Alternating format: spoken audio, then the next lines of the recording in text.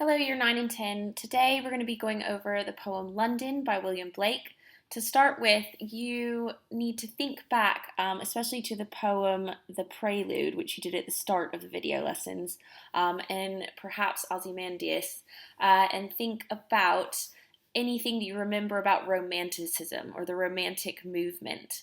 So you can look back at your notes from those lessons, think back to those poems and anything you remember that was discussed about Romanticism or the Romantic movement, and make a mind map with anything that you know about that. And for the STAR challenge, if you want to stretch yourself, think about the poem London by William Blake. Do you remember anything about it? Try to list 3 things about the poem.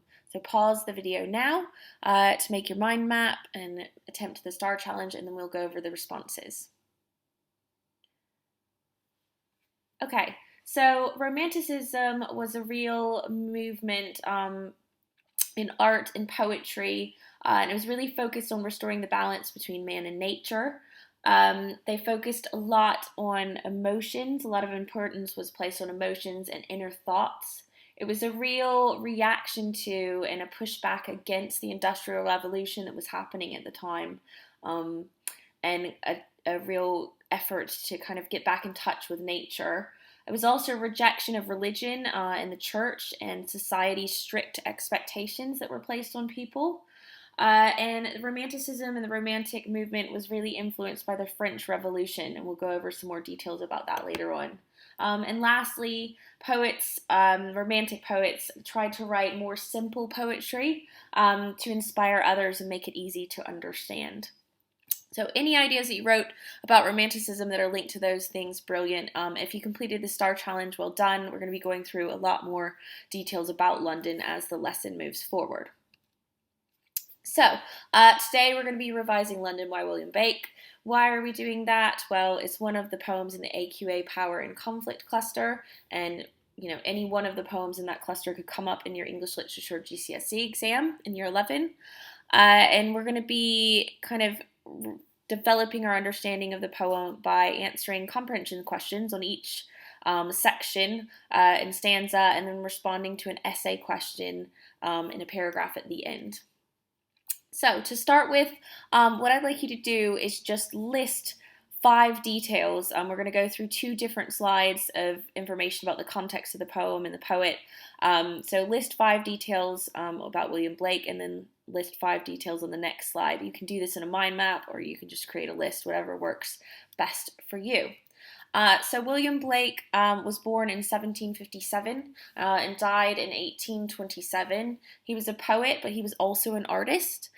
He was quite radical, and he was an anti-authority figure during his time. So he really went against things like religion and any kind of powerful institution. He was born in London, and he spent most of his life there, so he was really well placed to write clearly about the conditions that people who lived in the city of London faced. He rejected established religion for many reasons. One of his main reasons for not really agreeing with the church and not supporting it was the failure of the church to help children in London who were forced to work in factories or as chimney sweeps, and also the poverty that these young people face, that there really wasn't much help offered to them. In 1789, he published a series of poems called Songs of Innocence, and these poems were written for children, and they focused on innocent and vulnerable characters who were protected by a higher power. So they focused on animals, really kind of childlike themes, and they were quite innocent and light. But this collection of poems was followed by Songs of Experience, and Songs of Experience focused on threatened, unprotected souls in despair. So it was quite a depressing collection of poems. And that is the group of poems, Songs of Experience, that London is part of. Blake used his artistic skills, as you can see in some of these images here, to create colorful engravings of his poems, and he combined, the words of his poems with detailed images and decorations to kind of convey deeper themes and ideas to the reader. So he was a really accomplished artist as well as writer. Blake sadly was not really recognized or appreciated for his work during most of his lifetime. He is considered, though, to be one of the earliest Romantic poets, but his influence wasn't really appreciated until the later part of the 19th century, so after he died. So he wrote these brilliant poems, and one of them is London, but it really didn't become popular, his collections, until later in the 19th century when other Romantic poets kind of looked to his work and found it very influential. So make sure you've written 5 details down. Pause if you need to, about William Blake and his life and his writing. Okay, we're going to move on to the context of the poem, London. And as the title suggests, London focuses on the city of London. And the poem describes a journey around London, and it gives the reader a glimpse of what the speaker, the narrator who is speaking in the poem, it's not exactly the poet, sees as the terrible conditions faced by the inhabitants that live there. Blake, during his time, saw the rapid industrialization of Britain as a negative force. So that is where people began to work in factories and move to cities and larger towns instead of working the land on farms. And he saw that this resulted in people crowding into cities, especially London, to find work and survive, because that is literally, the only place where you could find work and make money. So many people went there and they faced some horrific conditions. So within the poem, he criticizes just about every institution possible. And by institution, I mean anything like the government, the monarchy, the church, any big force over society. And he was very critical of these institutions because of the restrictions that they placed on men and women, and the control that they had over them, and also how little they helped the common people in London. At the time the poem was written, Blake saw a world in turmoil, so it wasn't just Britain that was rapidly changing and going through some difficult times. But especially in London, prostitutes were suffering from sexually transmitted diseases. Children were forced to become chimney sweeps or factory workers. Innocent babies were born to mothers who couldn't look after them. And blood was running down palace walls. So not literally, but metaphorically, and we'll go over that when we look at the poem. And this idea of blood running down palace walls can link to the fact that the French Revolution, was beginning to take place in France, especially around Paris, and concern about this revolution was really growing in Britain. So in France, tension was growing between the common people and the monarchy, and armed revolutionaries during the year that Blake wrote London, they had attacked the royal palace, and they were seeking to overthrow the king and create a more democratic system of government. So although the French Revolution hadn't completely played out when this poem was written, it was just kind of starting and spreading, and people in Britain were becoming quite concerned about that, especially people in the monarchy and the government, or people who had a lot of money and influence over society. This idea of people rebelling and going against their control was pretty worrying to them. So before we go through the poem, we are just going to go through some keywords that are going to come up that you may not have heard of before, that really help to unlock the meaning of a lot of the important lines in the poem. So as I go through each word, write it down, get the definition. So chartered. Chartered means being restricted or mapped out for ownership. Manacles. Manacles are metal handcuffs or chains. Hapless. Hapless means unfortunate or unlucky. Pall. Pall is a cloth that is spread over a coffin. And hearse. A hearse is a vehicle used to carry a body in a coffin to a funeral or burial. So over here I have a picture of manacles and also a picture of a hearse and perhaps a pall. So some pretty depressing keywords which really link to the tone of the poem, London. So pause the video now, make sure you've gotten each keyword down with the definition. And once you've gotten the keywords and the definitions down, choose one of them and explode it. So put your word in the middle, get the definition again, write a sentence of your own using the word, try to find a synonym, and identify what word type it is. So pause the video and make your keyword mind map for just one of the words. Okay, so now we're going to go through the poem, the first two stanzas. It's quite a short poem, and the stanzas aren't extremely long, so I've kind of grouped the stanzas together because the meaning runs across the stanzas quite quickly. I've also put some images that link to what's being described just to think about as we read through it. So we're going to read this section of the poem, and then you're going to attempt some questions on specific lines. So, London. I wander through each chartered street, near where the chartered Thames doth flow, and mark in every face I meet marks of weakness, marks of woe. In every cry of every man, in every infant's cry of fear, in every voice, in every ban, the mind-forged manacles I hear. So, pause the video and look back through these lines. I put numbers there so you can look specifically at them, link to the questions, and answer questions 1 through 5.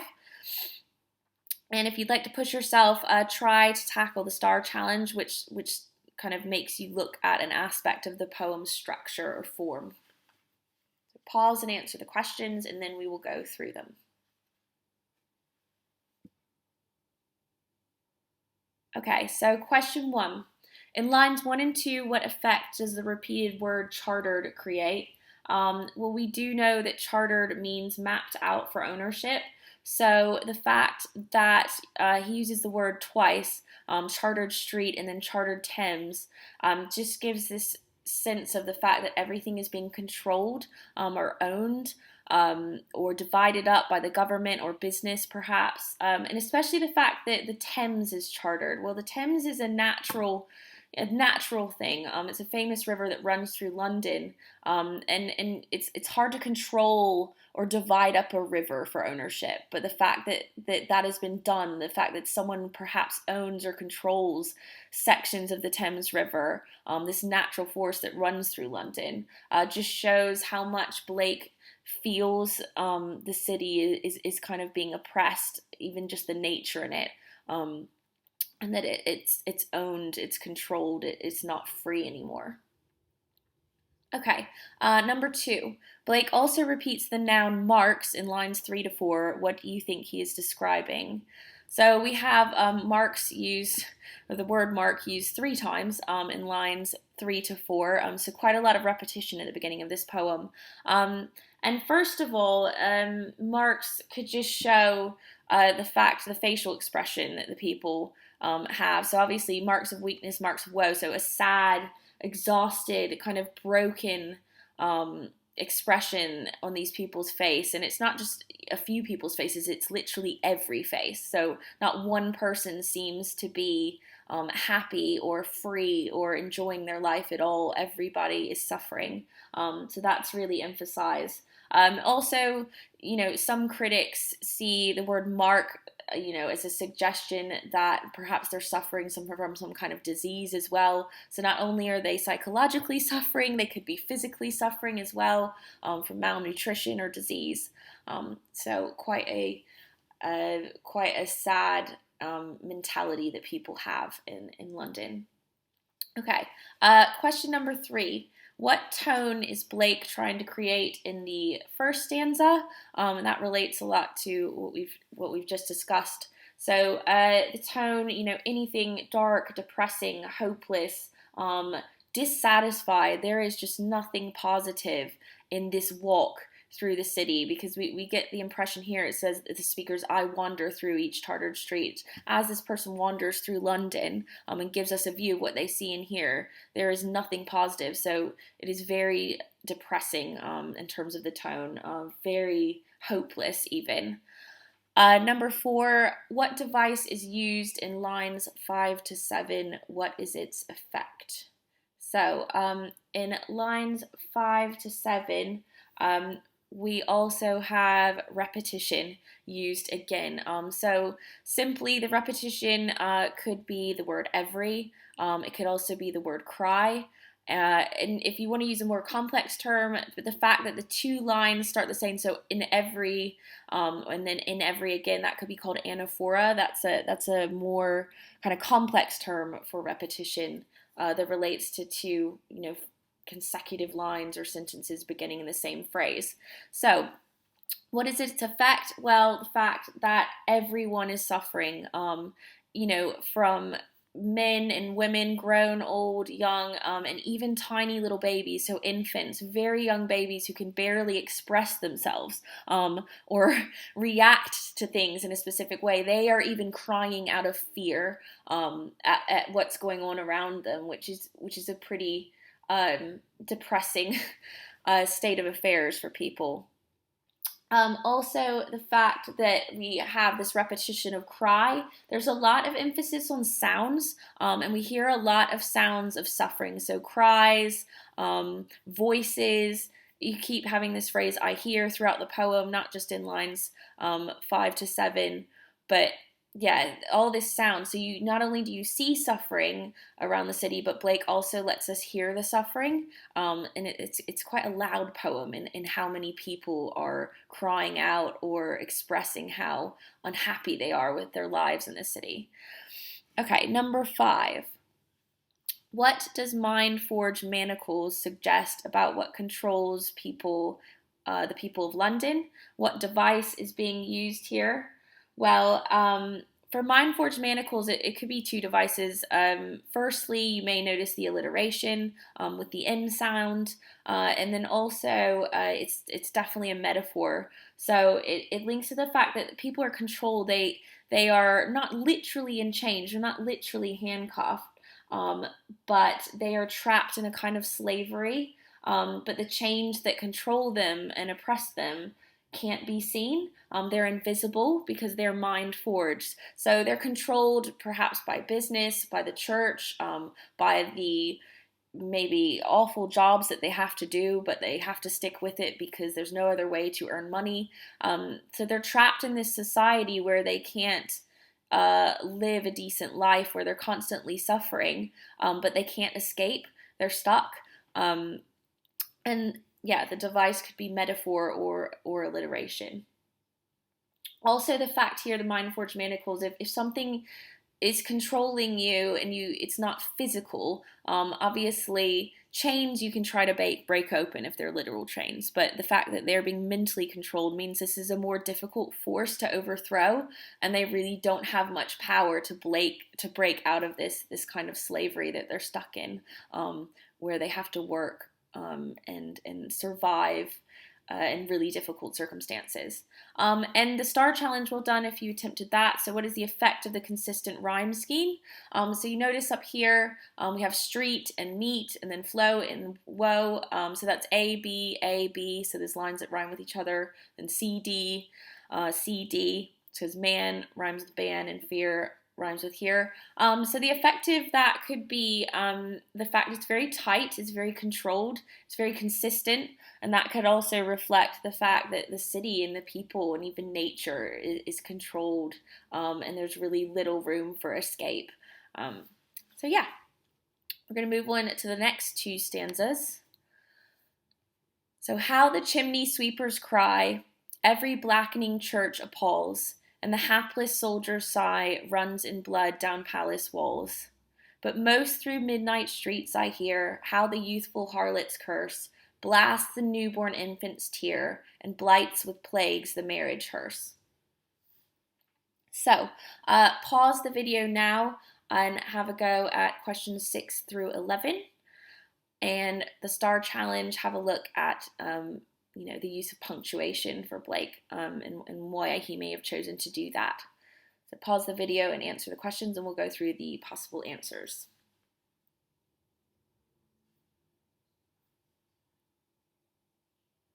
Okay, so number 6, what device is being used in line 10?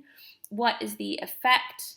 Well, we have every blackening church appalls. So the device is a metaphor. And although you could literally imagine the church turning black because of all the soot and the pollution in this industrialized city, it can also represent corruption and evil. The church is an institution of religion that's supposed to bring people hope, and peace, and it's supposed to support the poor and society as a whole. But what Blake is implying here, and he was very critical of the church, is that the church isn't using its wealth and power for any good. It's not helping, especially the poor children that live and work in London. And we have in the line above this a reference to the chimney sweepers, which were often very young boys, as you can see in the picture here. So the church is corrupted, it is evil, it is, blackening. It is not a positive, hopeful light force in the city because it is not doing what it's supposed to do. Okay, number 7, what event in Europe is Blake alluding to in line 12? Why might he do this? Okay, so we have in line 12, runs in blood down palace walls. So he is alluding to the French Revolution and the fact that, people in France were going against the monarchy, going against the power that ran their country and trying to get, better, more equal conditions and for a better life, really. Why would he do this? Well, I think it's kind of as a warning to suggest that if you treat people this way, and you don't take into consideration the suffering of the common people, that too could spread. So that's a very contextual meaning. Also, runs in blood down palace walls, if you link it up to the idea of soldiers as well, it could also suggest that the palace, the monarchy, the king is responsible for soldiers, shedding blood in conflicts or wars abroad that might not be completely necessary. So they're guilty of not even looking after their armed forces properly. Okay, number 8. What is the deeper meaning of youthful harlot's curse? The word harlot is another word for prostitute, and the fact that this is a youthful harlot means that this is quite a young teenager, which is very sad. A lot of young women, teenagers, girls even, were forced into prostitution at the time in London because that was the only way they could survive and make money. So that in itself is very depressing.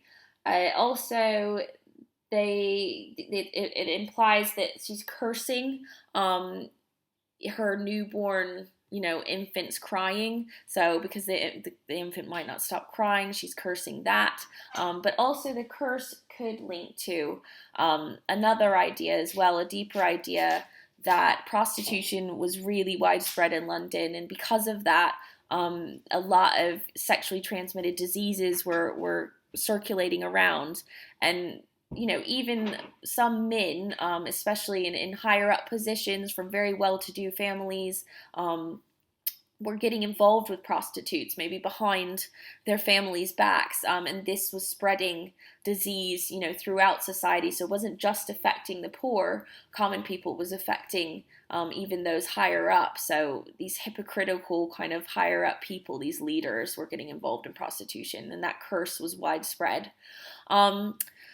Number 10, why does Blake use enjambment in this stanza? So we have quite a bit of enjambment here.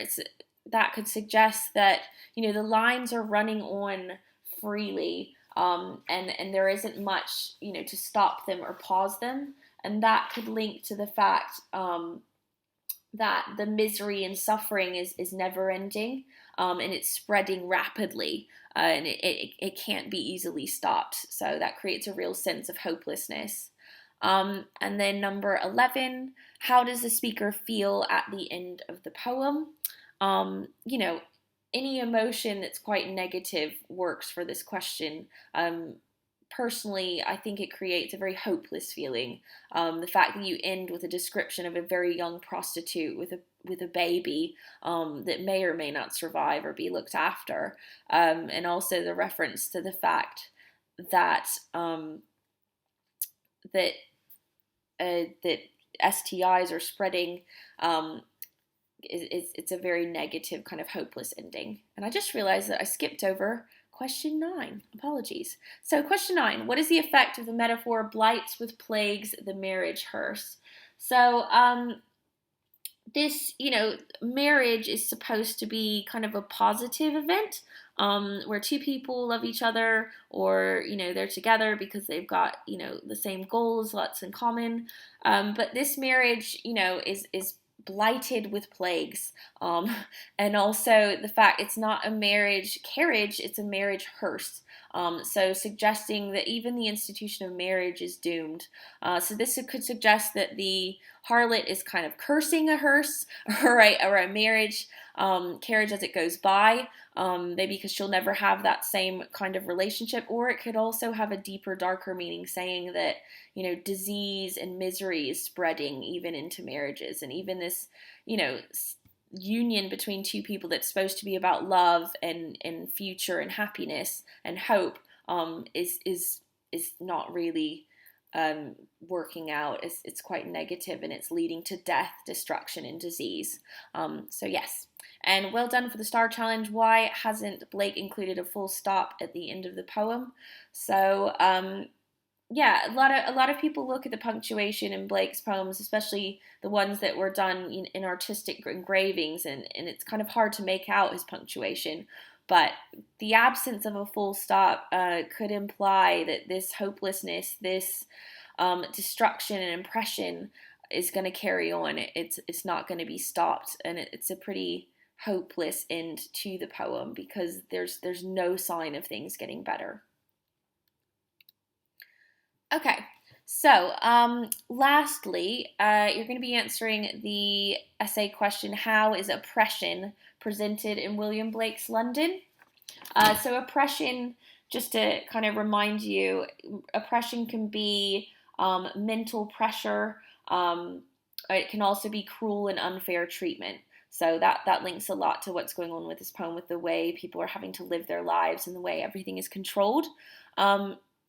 So what you need to do is write 2 P's paragraphs. So make sure you make a point.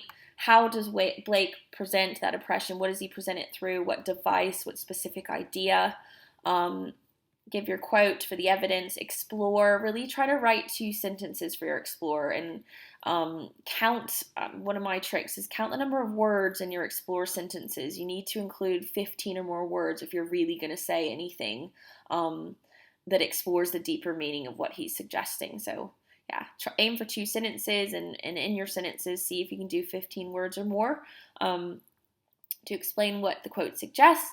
Zoom in, so look deeper at Blake's specific word choices or use of devices. So try to correctly name that word type or device that's being used. What else could that suggest? And then zoom out, try and link to the bigger ideas of the poem, or contextual ideas. So link to ideas that could connect to Romanticism, or Blake's own experiences, or what was happening in London at the time in the late 1700s that we went over in the earlier slides.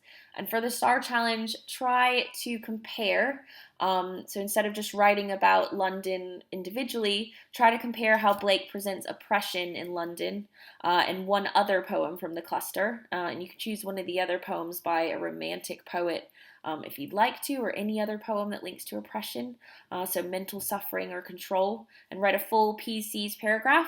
And in either of your responses, try to explore the effect of a structural choice at some point, because that's really helpful when you're aiming for the higher grades.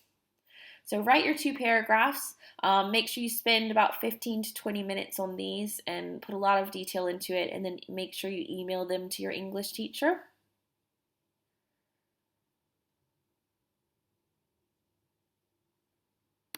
Okay, well done for writing your 2 paragraphs, and don't forget to send them to your English teacher. We just have a quiz for the end of this lesson.